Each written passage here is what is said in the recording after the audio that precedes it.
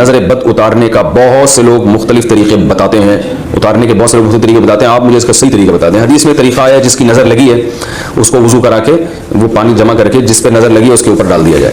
लेकिन ये तो जब है ना, जब पता चलेगा नज़र लगी किसकी। और ये आमिल लोग अक्सर जो बता रहे होते हैं ना, फला की नज़र, ये टोपी ड्रामा कर रहे होते हैं। तो नज़र लगने का ऐसे ही पता चलता है कि किसी ने आके देखा और फौरन कोई बीमारी हो गई तो फिर पता चलता है कि भाई इसके लगने से हुई है।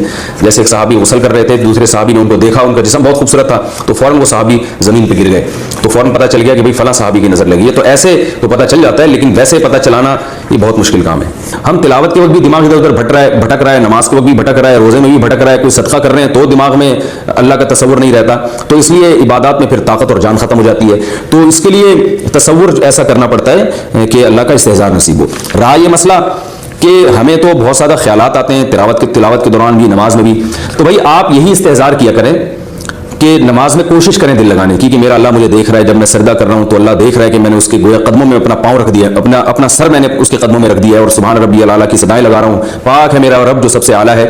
तो ये दिमाग लगाने की कोशिश करें, बस जितनी कोशिश आप कर लें और उससे जितना दिमाग लग जाए ठीक है, इससे ज्यादा टेंशन ना लें, क्योंकि ये दिल और दिमाग अपने कंट्रोल में नहीं है। ये कोशिश तो कर सकता है एक तरफ दिल को फेरने की, 100% अपने कंट्रोल में नहीं होते, क्योंकि आजकल इंसान की लाइफ इतनी मसरूफ है, दिन भर पता नहीं अटरम शटरम किन कामों में लगा रहता है, उसी तरह आके नमाज के लिए खड़ा हो जाता है वो। तो अगर ज्यादा आप परेशान होंगे ना तो फिर इंसान की नफ्सियाती बीमारियों की तरफ चला जाता है। तो ध्यान लगाने का एक उलमा अक्सर एक नुस्खा ये बयान करते हैं कि भाई अपने आप को फजूल एक्टिविटीज से बचाएं, लायानी कामों से, लायानी बातों से, लायानी चीज़ों से। तो उससे क्या होगा कि फिर जब आप जिक्र करेंगे तो आपके उनको अल्लाह का ध्यान नसीब होगा। हमारे साथ होता यह है कि अल्लाह का ध्यान हमें नसीब जैसे ही होने लगता है ना, थोड़ा थोड़ा जिक्र करके तिलावत और नमाज से, तो फिर फजूलियात में इतना मशगूल हो जाते हैं कि वो थोड़ा बहुत जो ध्यान लगाता है वो और जो कैफियत पैदा हुई थी वो सारी खत्म हो जाती है। इसकी बड़ी अच्छी मिसाल दी है हजरत मौलाना अशरफ अली थानवी रहमतुल्लाह ताला ने, बड़ी प्यारी मिसाल दी है।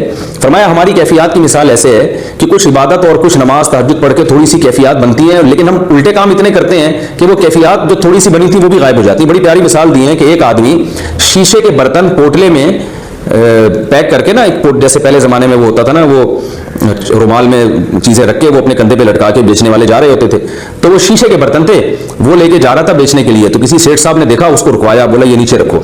उस बेचारे ने नीचे रख दिया। तो सेठ साहब की आदत थी हर चीज को ठोकर मार के पूछते थे ये क्या है। तो सेठ को तो नहीं पता था कि अंदर शीशे के बर्तन है, तो सेठ साहब ने ठोकर मार के पूछी ये क्या है। तो वो कहता है जो बेचने के लिए आया कह रहा है नहीं था, अब नहीं है, मतलब ये ठोकर लगा और अब ये खत्म हो गया। तो सेठ ने पूछा कि भाई ये क्या है, ठोकर मार के पूछा, तो बेचने वाले ने कहा है नहीं था।